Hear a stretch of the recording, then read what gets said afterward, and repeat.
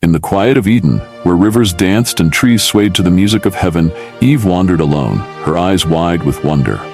The morning dew still clung to the grass and the fragrance of flowers filled the air, but there was something else, a presence. Slithering silently, the serpent, ancient and cunning, coiled itself on the branch of the forbidden tree, its eyes gleaming with cold, calculated intent. "Woman," came the voice, smooth as silk, cutting through the stillness like a blade. Eve turned, startled by the sound, but captivated by the voice. It was soothing, almost enchanting. The serpent continued, "Did God really say you must not eat from any tree in the garden?"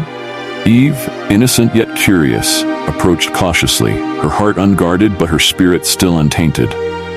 "We may eat the fruit of the trees in the garden," she said softly, "but God said, you must not eat from the tree in the middle of the garden, nor shall you touch it, or you will surely die." The serpent's smile widened, an ancient hunger stirring within. "Surely you will not die," it hissed, the words dripping with deception. "For God knows that when you eat of it, your eyes will be opened, and you will be like gods, knowing good and evil." The serpent's words clung to Eve's thoughts, like a shadow spreading across her mind. She stood before the tree, her hand hovering just above the forbidden fruit. Her pulse quickened as doubt began to take root in her heart. Could it be that God had withheld something? Was there more to life, more than even this paradise? She looked at the fruit, round, glistening in the sun, full of promise. It looked good. It seemed perfect. Her eyes darted back to the serpent, who watched her with knowing eyes. His words replayed in her mind, "You will be like gods." The idea was intoxicating. Was she not made in God's image? Was there something more, something hidden that she had not yet tasted? Her heart warred within her. Trust in the Creator who had breathed life into her nostrils, or lean into the mystery that beckoned her? The serpent coiled tighter, closer. His voice slithered into her mind again. "Don't you want to know? Don't you want to be free? God fears what you will become." And in that moment, doubt turned to desire. The seed had been planted. Eve's hand stretched forward, trembling, yet drawn by an irresistible force. She plucked the fruit from the branch, its weight settling in her palm as if destiny had been handed to her.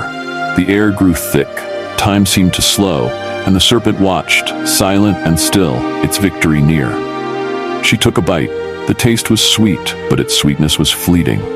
As the juice dripped down her chin, the garden seemed to shift, almost imperceptibly, like a veil being pulled back. Her eyes widened, but it was not the enlightenment she had imagined. The world around her felt different, colder, less innocent.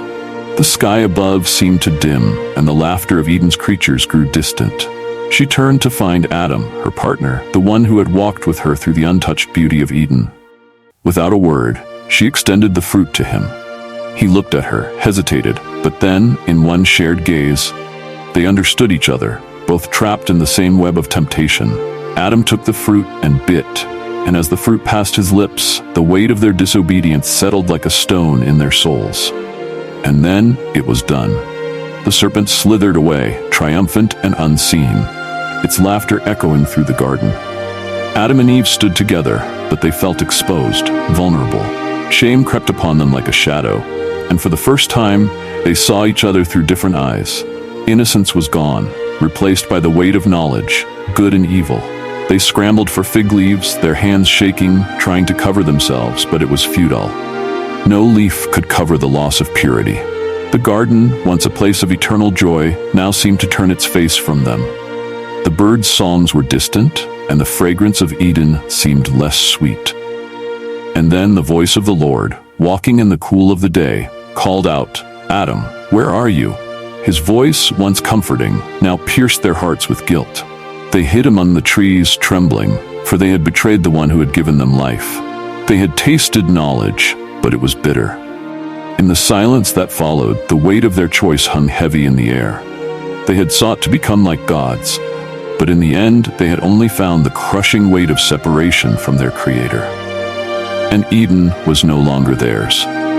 The serpent had won the battle, but the war was just beginning.